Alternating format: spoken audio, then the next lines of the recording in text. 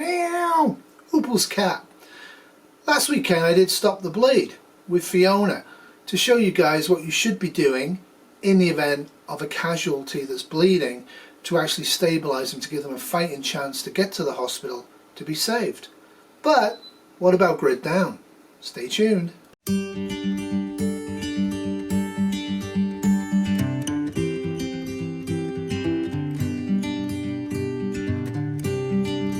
So we're preppers, right? Let's get prepped. Go and get official Stop the Bleed training.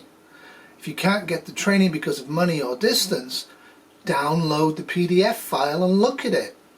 Have the equipment. You can buy the kits. They're not that expensive if it's to save your own life. But you can actually easily make those kits up yourself.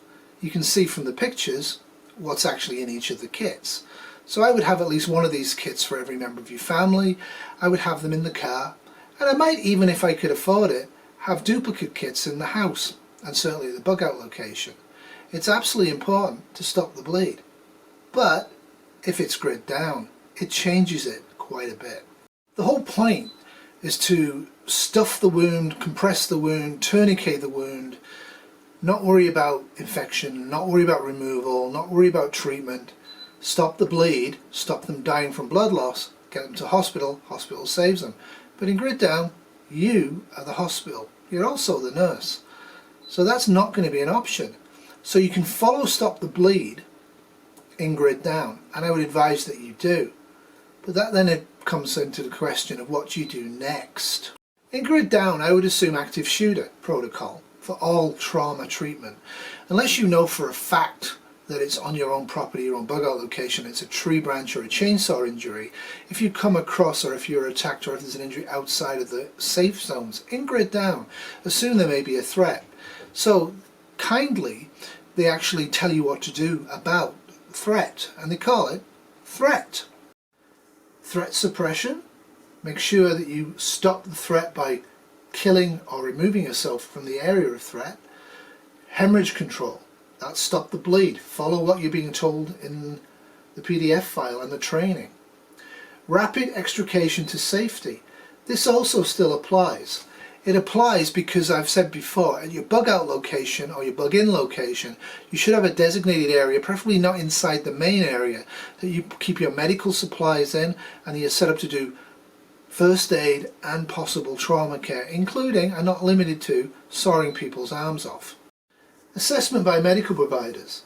This is going to be difficult. Hopefully you have a veterinary surgeon, hopefully you have an ICU nurse, hopefully you have an ICU doctor or a trauma surgeon. You might not. You might have a brain surgeon, you might have a long-term care nurse. You might have just yourselves with St. John's or equivalency.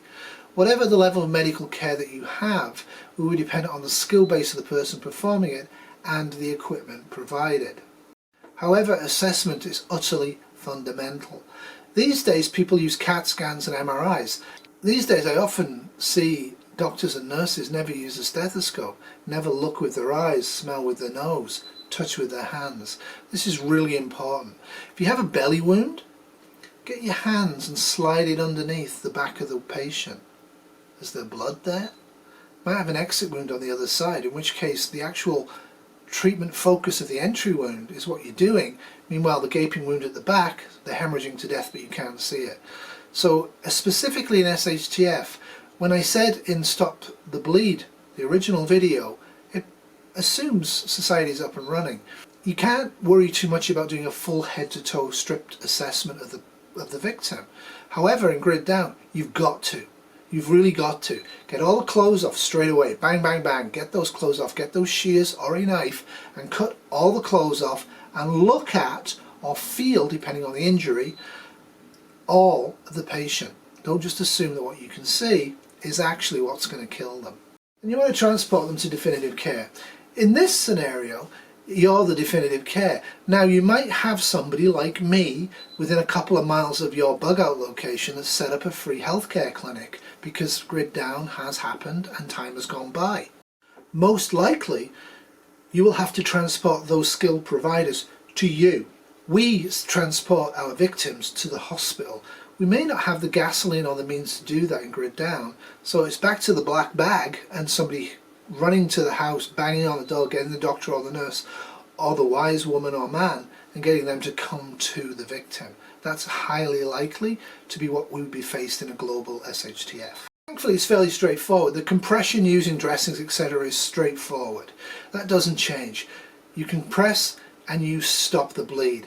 If that fails to, if direct compression fails to do it, in grid down, remember, stop the bleed. Grids up, use a tourniquet.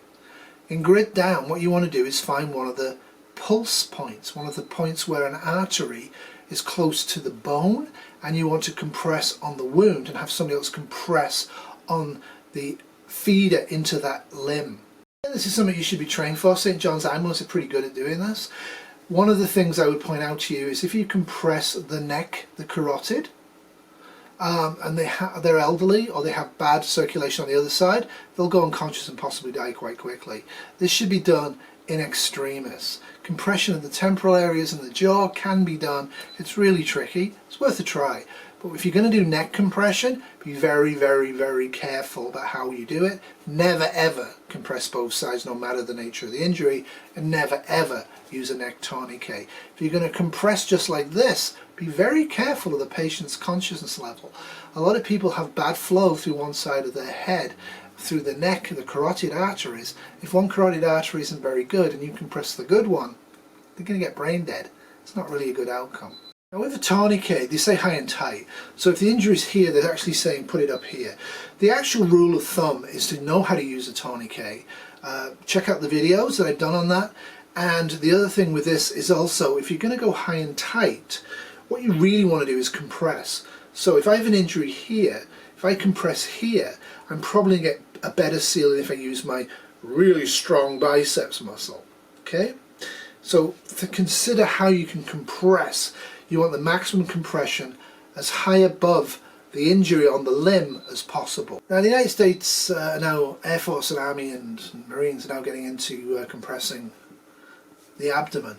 That's really outside of my scope, and it's really outside of your scope in SHTF.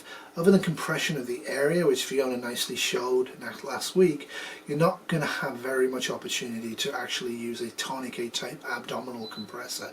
And again, once you release that, you're in deep trouble. So with the tourniquet and grid down, you are going to release the tourniquet. Check out the videos I did. You're going to have to try and keep blood flow to that limb, that arm or that leg.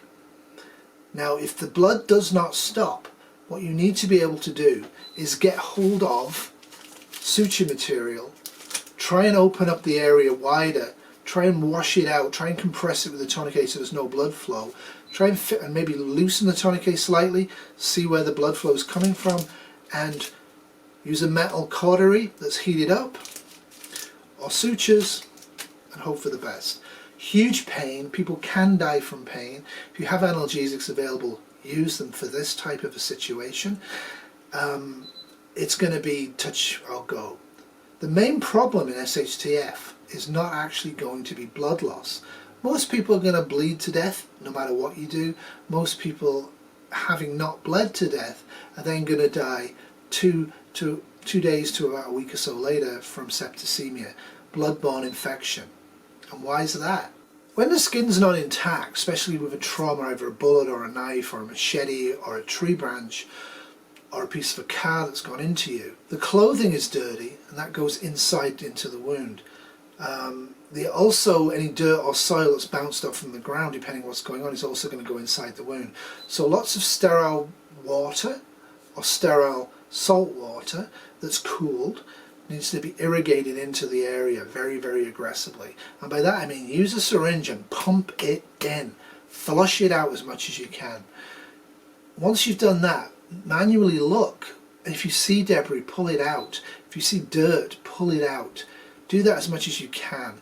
Then if you're able to, start IV antibiotics. If you're not able to start IV antibiotics, start oral antibiotics that are broad spectrum and are designed to deal with the type of wound the person has. Is it a burn?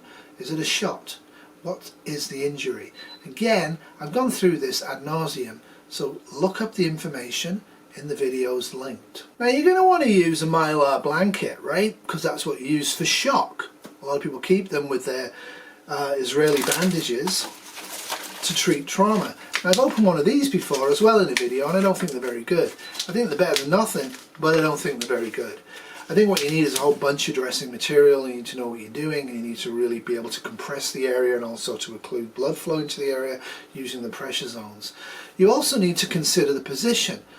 The heart in most people is about here. Mine's about this big, but most people's are about this big. And what you want to do is you want to have the area that's bleeding above the heart, if you can. So again, you want to use positioning for that. So one of the things you can use is if they are lying on the ground and they're bleeding from their head, you want to raise their head off the ground. If they're bleeding from their leg, you want to raise the leg off the ground. What this does is it stops the flow of blood being so aggressive into the area that's been ripped open or burned open or torn open or knifed open from actually bleeding. Any type of injury like this in grid down, if it's survivable, you've got to make an assessment. Is it worth treating? Is it worth using scarce resources on somebody that's probably going to die anyway? And the chances are you will, because chances are if it's somebody you love, you're going to treat them, and if it's somebody you don't love, you probably won't treat. But if you are treating, know that when you start oral antibiotics, you want to keep them going for about a 2-week period. If they start to fail, after about a week, stop the antibiotic, but I've started a different one for the next 2 weeks during that phase. If they show signs and symptoms of severe side effects to antibiotics, know what they are and stop the antibiotic immediately. And make medical notes that that person really shouldn't get that type of antibiotic. Basically, if you see psyllin on it and they're allergic to one of the psyllins, they're probably allergic to the rest of them. And people have different reactions. In grid down, if you can't take oral antibiotics, you're really in trouble. What you've got to do at that point is maybe start to use a rectal tube, a small tube, up the person's anus and fill them full of water. Clean, sterile, coolish but not too cold water, blood temperature preferably about 25 degrees centigrade, and you want to put some salts in there if you can. There's all sorts of ways you can fiddle around with that. You can break and crush up antibiotics and put it in, clamp it and hope that they absorb some of it. They're going to absorb very little of it. This type of an injury is commonly treated today. In grid down, it's probably going to mean death. A massive injury to the leg or the arm by a gunshot in grid down with no help available, the probable best treatment is a tourniquet and then as fast as you can bone saw through the joint that's above the injury. As low above the injury as you can. If the injury is here, don't take the arm off here, take it off here and go through the joint. That is something that you might have to do to try and save the person. Again, it's going to be entirely situational, and again, you really want a doctor who's trained in these sort of things with antibiotics that are IV and anesthetics available. You might just get a piece of wood to bite down on. If you're going to do that, have the person strapped down. They are going to fight with everything they've got. I know Hollywood shows people getting branded and cauterized by iron poles and having legs chopped off and fingers chopped off and going through true grit. Honestly, it's really, really difficult to actually do that, and most people, almost everybody's going to punch you out. What I do want to point out with Stop the Bleed, the one thing I did not like about their ideas, and it's great, it's evidence-based, it's wonderful, it assumes all the way through their training and all the way through their books, and one issue, they assume that the victim that you're treating is not the perpetrator. Please bear that in mind. Be very careful in a mass casualty event. If you are treating somebody who's one of the victims, that's great, and most people will be, but if you don't definitively know they're a victim, assume that they are a perpetrator. Don't turn your back on them. Have people around that can hold them down if they do anything sudden. Make sure they're not carrying a bomb that they're going to let go. Make sure they're not going to stab you. Be very, very cautious. Unless you know for a fact it's a victim, assume it's a perpetrator.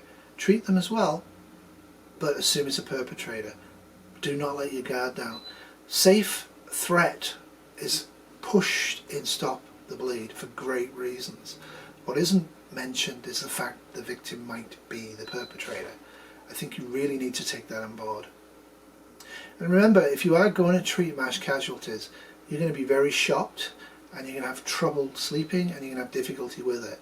it is important that a few weeks or so, or a month or so after the event, you get a little bit of proper psychotherapy. This isn't talking to your chaplain for half an hour, it's actually going to somebody who's trained in psychotherapy for trauma and sitting down for an hour or two once a week for as long as it takes. These sort of events are shocking. It's the normal suddenly ripped apart with blood, brains, eyeballs hanging out, bits of foot hanging out. Like a bomb scene is utterly unbelievable. The smell and the stench will stay with you forever. But if you have a job to do, if you've had training, you can switch into doing the job. And that's the important thing. Alright, I hope this helped. Remember, in SHTF, tomorrow will always be worse than today, unless you're prepped. So, get prepped. Doodles.